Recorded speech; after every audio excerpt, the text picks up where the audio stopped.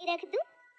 ये थी सरियागंज की एक आम सुबह, जहाँ धीमी धीमी ठंड और आती हुई गर्मी के मौसम का सभी लुत्फ उठा रहे थे।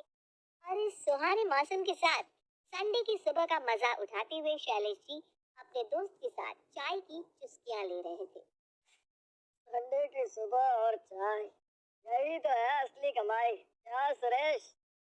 ये भी कोई बोलने की बात है शैलेश? आह, वैसे बहू, अगली बार ना मेरी चाय जरा फीकी बनाना।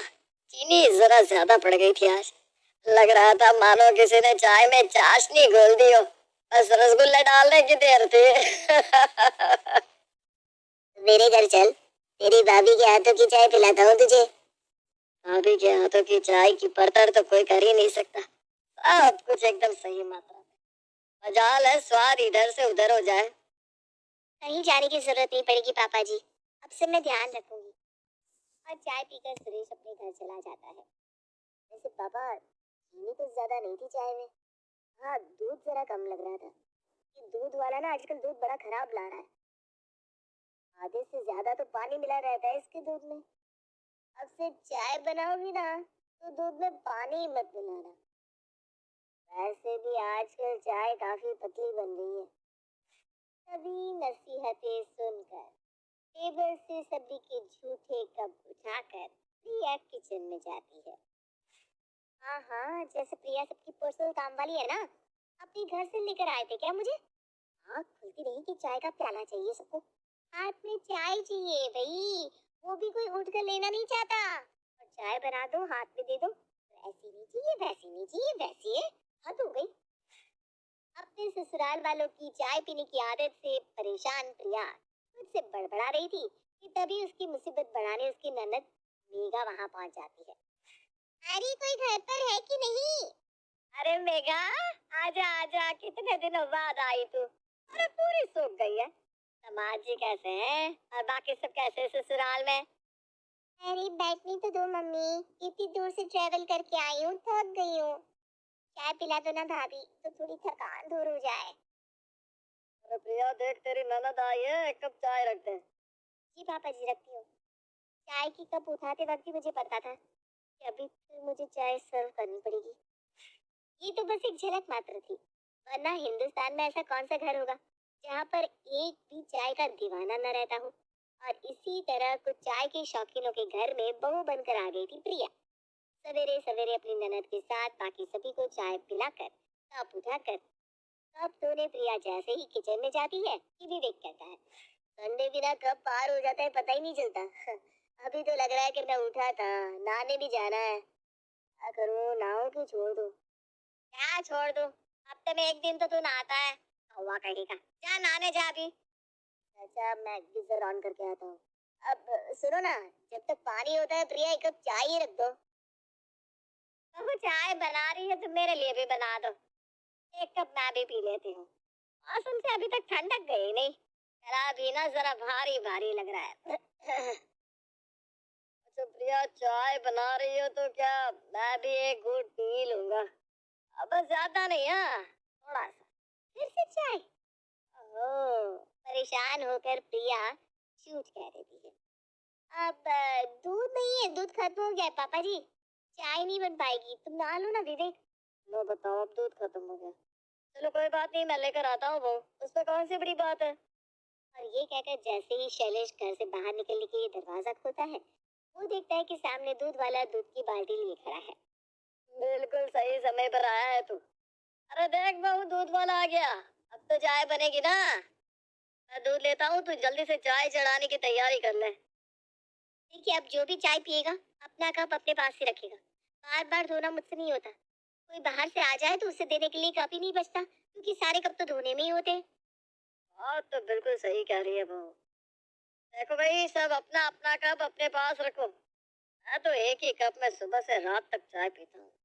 बहू भी अकेली कितना काम करेगी, जिसे देखो उसका काम बढ़ा देता है। सब समझ गए ना? क्या बहू, वरना पानी गर्म हो जाएगा, फिर देखो नहाने भी तो जाना है। प्रिया करती भी क्या, किसी को उस पर तरस ही नहीं आ रहा था, और हमेशा की तरह वो किचन में जाती है और बड़बड़ाती हुई चाय बनाने लगती है। सुबह के 11:30 बज रहे हैं और 8वीं बार चाय बना रही हूँ मैं। फिर इनको नाश्ता अलग चाहिए, दोपहर का खाना अलग चाहिए, स्नैक्स अलग चाहिए, और जिस तरह सब 24 घंटे चाय चाय चाय पीते रहते हैं, लगता है स्टोव पर चाय का सॉस पैन ही चढ़ाकर छोड़ दो। इतना इरिटेट होने के बाद भी प्रिया चाय बनाकर सभी को देती है और खुद भी चाय पी रही होती है। तभी मेघा टिप्पणी करते हुए कहती है, सुबह में तो नहीं बोला प्रिया कुछ, पर अब से ना ध्यान रखना, मैं दूध वाली चाय नहीं पीती हूँ, उनकी ब्लैक टी। चाय भी तो देखनी पड़ती है ना, अब तुम्हारे तरह पेट निकाल कर तो घूम नहीं सकती मैं, तुम्हारे जीजा जी को कसर नहीं है, नहीं बना लेती। सभी को चाय नाश्ता करवा कर प्रिया किचन में दोपहर का खाना बनाने जाती है। सुधा हॉल में टीवी लगाकर भजन संध्या सुनने लगती है। मेघा अपना फोन चला रही होती है और शैलेश इधर उधर टहल रहा होता है। तभी अपना लैपटॉप लिए विवेक अपने कमरे से बाहर आता है। जरा टीवी धीरे करो मम्मी, बहुत सर फट रहा है। टीवी को म्यूट कर मेघा, देख विवेक के सर में कैसे दर्द चढ़ाया। एक संडे का दिन मिलता है आराम करने, पर मेरे बॉस को उसमें भी हमें नहीं छोड़ना है।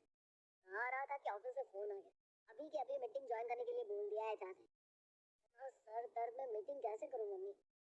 अरे तू रुक, अभी इलाज करती हूँ तेरे दर्द का। एक कप कड़क चाय पिएगा ना तो दर्द यूं फुर हो जाएगा तेरा। भाभी, एक कप अदरक और तेज पत्ता डालकर चाय तो बनाना, दीदी के सर में बड़ा दर्द हो रहा है।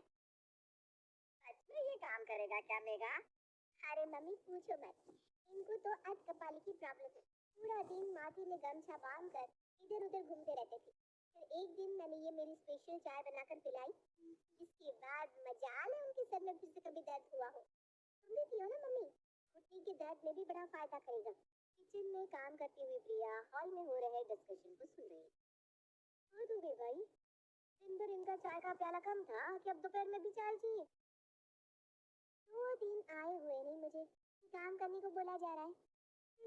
बेटियों का यही तो जीवन है मम्मी, ससुराल में काम करते करते आओ और मायके में आते ही किचन में घुस जाओ। और इस तरह रोज प्रिया के ससुराल में एक बार सॉस पैन से चाय गैस से उतरती तो दूसरी बार फिर चढ़ जाती। इसी में दिन बीत जाते हैं। जब भी घर में कोई भी बात हो प्रिया से सीधा कहा जाता, बहू चाय रख दे। प्रिया खुद में बड़बड़ाती जाती और काम करती जाती। पर हद तो तब हो गई जब एक दिन सुबह 4 बजे प्रिया के कमरे का दरवाजा धनधनाने लगा, जब शैलेश जी दरवाजा बजा रहे थे और प्रिया को आवाज लगा रहे थे, बहू, ए बहू। 8 बज गए क्या? नहीं नहीं बहू, अभी तो सिर्फ 4 बजे हैं। मम्मी जी, हे भगवान उनको कहे कुछ। अरे नहीं नहीं बहू, इतनी अच्छी किस्मत नहीं है तेरी। वो तो मेरी आँख खुल गई थी तो सोचा चाय पी लूं, जरा चाय चढ़ा दे दो। और वो बिस्तर लगाकर किचन में ही बैठ जाती है। ये बहू का आज क्या हुआ है? किचन में ही बिस्तर लगा लिया उसने। तो वही सुविधाजनक लग रहा होगा सुधा जी, और क्या।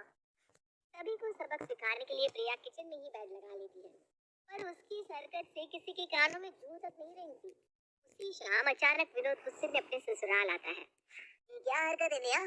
मुझे बिना बताए छोटी सी बात पर तुम यहाँ कर बैठ गई।